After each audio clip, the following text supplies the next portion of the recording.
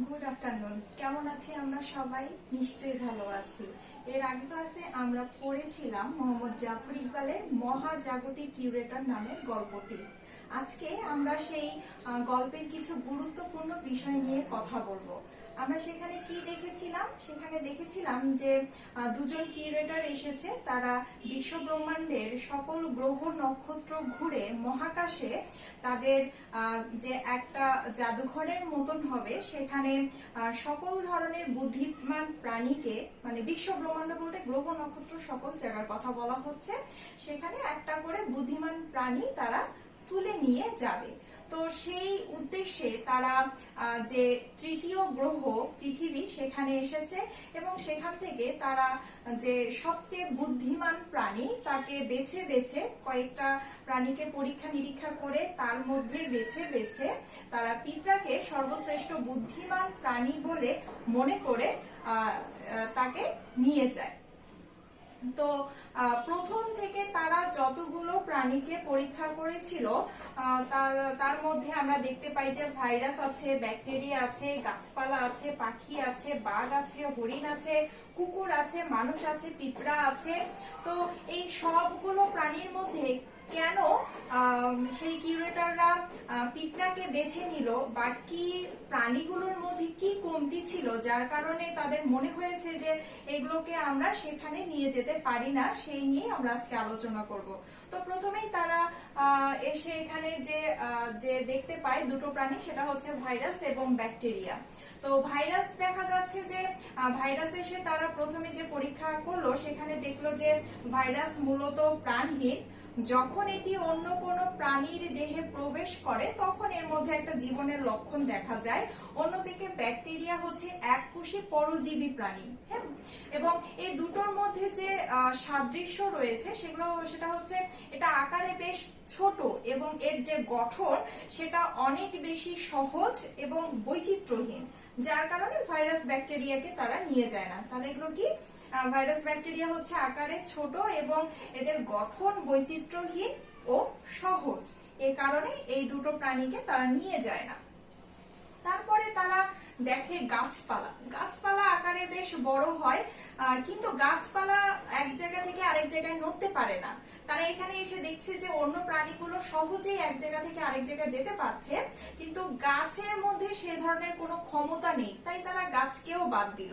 হ্যাঁ, তারপরে তারা হাতি এবং নীলতিমির দিকে গেল, কিন্তু হাতি ও নীলতিমির ক্ষেত্রে তারা যেটা দেখলো যে এগুলো আকারে এতটাই বড় যে এদের সংরক্ষণ করা অনেক কঠিন হয়ে যাবে, এ কারণে তারা হাতি নীলতিমিকেও বাদ দিল।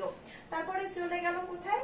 পাখির দিকে। এক কিউরেটর বলছিল যে বাহ, পাখি তো বেশ চমৎকার প্রাণী, বেশ উঠতে পারে, কিন্তু আরেক কিউরেটর সেখানে এক ধরনের সন্দেহ পোষণ করলো যে পাখির মধ্যে মনে হয় বুদ্ধিমত্তার যে ব্যাপারটা সেটার কোথাও না কোথাও একটা কমতি আছে।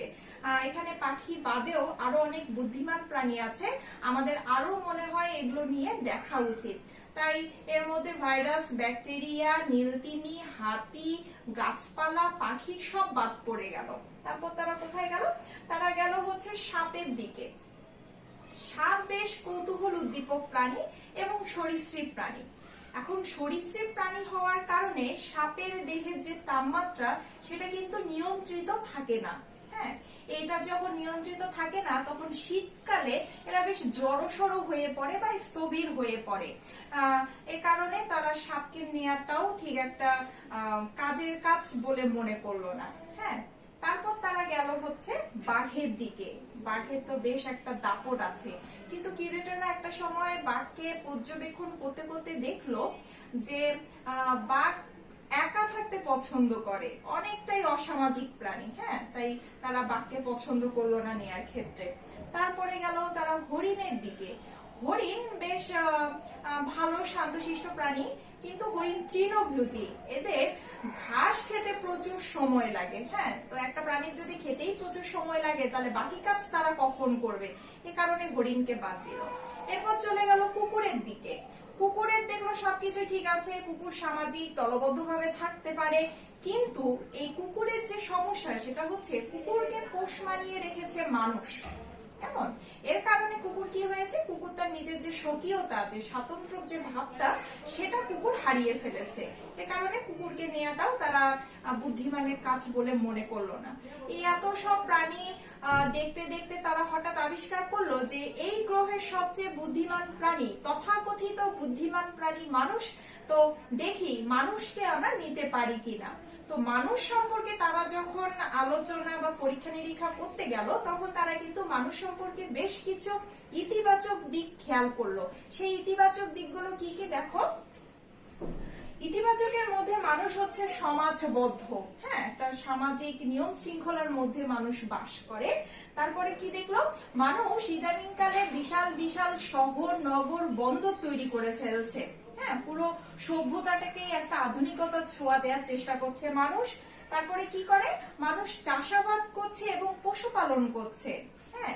তারপরে কি করছে, মানুষ এই যে সভ্যতা গড়ে তুলছে, এই সভ্যতা গড়ে তোলার পিছনে দিনকে দিন তারা আত্মত্যাগও করে ফেলছে। তার মানে আত্মত্যাগী, মানুষের মধ্যে যে একটা গুণ দেখতে পাচ্ছে, তারা হচ্ছে মানুষের মধ্যে একটা আত্মত্যাগী ভাব আছে। এবং সর্বশেষ যেটা দেখলো সেটা হচ্ছে মানুষ দলবদ্ধ ভাবে থাকে, হ্যাঁ, একা একা মানুষ থাকে না, এজন্য মানুষকে সামাজিক প্রাণী বলা হয়। তো মানুষের কি, মানুষ হচ্ছে দলবদ্ধ ভাবে থাকে। তো এগুলো সবগুলোই হচ্ছে মানুষের ইতিবাচক দিক বা ভালো দিক। কিন্তু এই ভালো দিক খেয়াল করতে করতে কিউরেটররা দেখলো যে না, শুধুমাত্র যে মানুষের মধ্যে ভালো দিক আছে এমনটা কিন্তু না, মানুষের মধ্যে প্রচুর খারাপ দিকও রয়েছে, মানে নেতিবাচক দিকগুলো আছে। এবং একটা সময় বিশ্লেষণ করে দেখলো যে মানুষের মধ্যে ভালো দিক অপেক্ষা খারাপ দিকের যে পরিমাণ সেটাই বেশি। তো মানুষের খারাপ দিকগুলো কি কি দেখো। মানুষ প্রতিনিয়ত ওজোন স্তর ধ্বংস করে ফেলছে, মানুষ প্রতিনিয়ত বৃক্ষ নিধন করে ফেলছে, একে অপরের উপর নিউক্লিয়ার বোমা ফেলছে, হ্যাঁ। তারপরে কি করছে, এরা প্রকৃতিকে বিভিন্ন ভাবে দূষিত করে ফেলছে। তারপরে কি করছে, যেহেতু এরা নিউক্লিয়ার বোমা ফেলছে কিছু মানুষ অপর কিছু মানুষের উপর, তাহলে মানুষরা হচ্ছে স্বেচ্ছা ধ্বংসকারী প্রাণী। তার মানে কি, নিজেদের ধ্বংস তারা নিজেরাই ডেকে আনছে।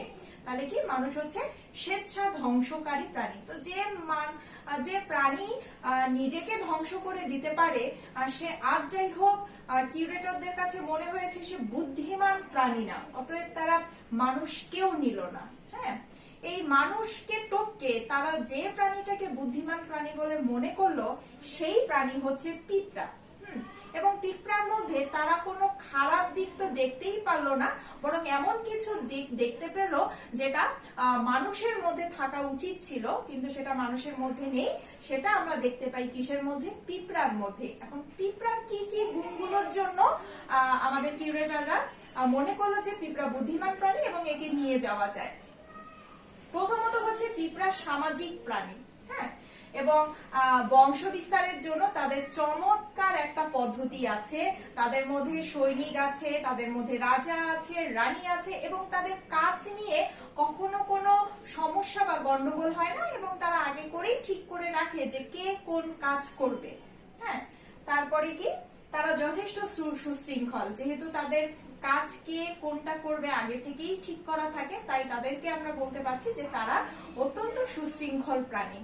এরপরে কি, তারা অনেক পরিশ্রমী, তাদের পরিশ্রমের ভাবটা এমন যে তারা তাদের নিজের শরীরের থেকে মোটামুটি 10 গুণ ওজনের বেশি ভার বহন করতে পারে অনায়াসে, হ্যাঁ। এবং তারপরে আমরা যেটা সর্বশেষ দেখছি সেটা হচ্ছে পিঁপড়া যথেষ্ট সুবিবেচক প্রাণী, যেটা আমরা মানুষের মধ্যে দেখতে পাই না, হ্যাঁ। মানুষের মধ্যে সুবিবেচনার অভাব বলেই মানুষরা নিজেদের নিজে ধ্বংস করে স্বেচ্ছা ধ্বংসকারী হয়ে গিয়েছে, কেমন, যেটা পিঁপড়ার মধ্যে নেই। এবং এখানে কিউরেটররা বলছে যে পিঁপড়া এতটাই ভালো এবং সুবিবেচক যে মানুষরা একসময় হয়তো এই পৃথিবীতে শেষ হয়ে যাবে, অস্তিত্ব খুঁজে পাওয়া যাবে না, কিন্তু পিঁপড়া যুগের পর যুগ বেঁচে থাকবে। তো এই হচ্ছে মানুষের ইতিবাচক নেতিবাচক দিক। এবং পিঁপড়ার শুধুমাত্র আমরা ইতিবাচক দিক পেয়েছি, কিউরেটররা পিঁপড়ার মধ্যে শুধুমাত্র ইতিবাচক দিকই দেখতে পেয়েছে, তাই আমরা এখানে শুধু তার ইতিবাচক বা ভালো দিকগুলো লিখে ফেলেছি। এবং এই সব তার বৈশিষ্ট্য বা লক্ষণের কারণেই কিউরেটররা পিঁপড়াকে সর্বশ্রেষ্ঠ বুদ্ধিমান প্রাণীর মর্যাদা দিয়েছে। হ্যাঁ, তো আমাদের পরীক্ষায় যে প্রশ্ন আসে, যে উদ্দীপক আসে, সেখানে কিন্তু এই তিনটা জিনিসের উপর ভিত্তি করেই আসে, যে মানুষের নেতিবাচক দিকগুলো, মানুষের ইতিবাচক দিকগুলো এবং পিঁপড়াকে কেন শ্রেষ্ঠ প্রাণী বলা হচ্ছে, তার কারণগুলো কি কি, এটার উপর ভিত্তি করেই আমাদের সৃজনশীল প্রশ্নগুলো আসে বা উদ্দীপকটাও ওভাবে সাজানো থাকে। তাই আমি যেহেতু এই তিনটা জিনিস ইম্পর্টেন্ট, তিনটা পার্ট ইম্পর্টেন্ট, আমি এই জন্য লিখে দিয়েছি, তোমরা নিশ্চয়ই দেখতে পাচ্ছ। তো এই তিনটা জিনিস কিন্তু আমাদের মনে রাখতে হবে, মানুষের যে দিকগুলো এবং পিঁপড়ার যে দিকগুলো, যে একটা তুলনামূলক আলোচনা এখানে করা হয়েছে মানুষ ও পিঁপড়ার মধ্যে, এটা তোমরা মনে রাখবে। আর পরীক্ষায় আসলে নিশ্চয়ই এটা যদি তোমরা মনে রাখতে পারো, নিশ্চয়ই অ্যাটেন্ড করতে পারবে। কেমন? এছাড়াও তোমরা এই বইয়ে যেগুলো পড়বে সেটা হচ্ছে শব্দার্থ পড়বে এবং অবশ্যই পাঠ পরিচিতি পড়বে। পাঠ পরিচিতির যে লাইনটা বিশেষ করে ইম্পর্টেন্ট, সেটা হচ্ছে যে মহাজাগতিক কিউরেটর গল্পটি কোথা থেকে নেওয়া হয়েছে, এটা আমরা পাঠ পরিচিতির একদম প্রথম লাইনেই পাবো এবং তোমরা বই হাতে নিয়ে সবার আগে এই লাইনটা আন্ডারলাইন করবে। হ্যাঁ, এটা হচ্ছে কি জলজ গ্রন্থের অন্তর্গত মহাজাগতিক কিউরেটর গল্পটি। তাহলে মহাজাগতিক কিউরেটর গল্পটি কিসের অন্তর্গত, কোন গ্রন্থের? এটা হচ্ছে জলজ গ্রন্থের অন্তর্গত এবং এটি মোহাম্মদ জাফর ইকবালের সায়েন্স ফিকশন সমগ্র 3য় খণ্ড থেকে গৃহীত হয়েছে। কেমন? এটা আমরা মনে রাখবো। এবং এখানে দেখো মহাজাগতিক কিউরেটর বৈজ্ঞানিক কল্পকাহিনী হলেও, এটা মূলত কি বৈজ্ঞানিক কল্পকাহিনী হলেও এতে দেশকালের প্রভাবপুষ্ট মানব কল্যাণ কর্মী লেখকের জীবন দৃষ্টির প্রতিফলন ঘটেছে। অনন্ত মহাজগৎ থেকে আগত মহাজাগতিক কাউন্সিলের 2 জন কিউরেটরের বিভিন্ন প্রজাতির প্রাণী নমুনা সংগ্রহে সৌরজগতের 3য় গ্রহ পৃথিবীতে আগমনের তথ্য দিয়ে গল্পের সূচনা। পৃথিবীর শ্রেষ্ঠ প্রাণীর নমুনা সংগ্রহ করতে গিয়ে 2 জন কিউরেটরের সংলাপ বিনিময়ের মধ্য দিয়ে গল্পটি নাট্যগুণ লাভ করেছে। এটা আমাদের ইম্পর্টেন্ট লাইন, যে মহাজাগতিক কিউরেটরের মধ্যে কোন গুণটি আমরা দেখতে পাই, নাট্যগুণটি। এটা হচ্ছে সংলাপ ধর্মী। হ্যাঁ, যেহেতু এখানে 2 জন কিউরেটরের মধ্যে কথা হয়, তাই এটা হলো সংলাপ ধর্মী।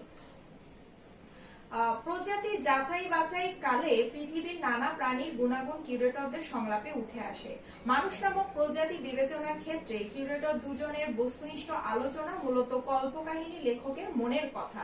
2 জন কিউরেটর পৃথিবীর দিকে তাকিয়ে বুঝতে পারে মানুষের কারণেই হ্রাস ঘটে যাচ্ছে ওজনের স্তরের। মানুষই নির্বিচারে গাছ কেটে ধ্বংস করে চলেছে প্রকৃতির ভারসাম্য। পরস্পর যুদ্ধে লিপ্ত হয়ে মানুষই নিউক্লিয়ার বোমা ফেলছে একে অন্যের উপর। এই পরিস্থিতিতেও তারা পৃথিবীর বুদ্ধিমান বলে কথিত। মানুষ প্রজাতির নির্বুদ্ধিতায় তারা শঙ্কিত হয়।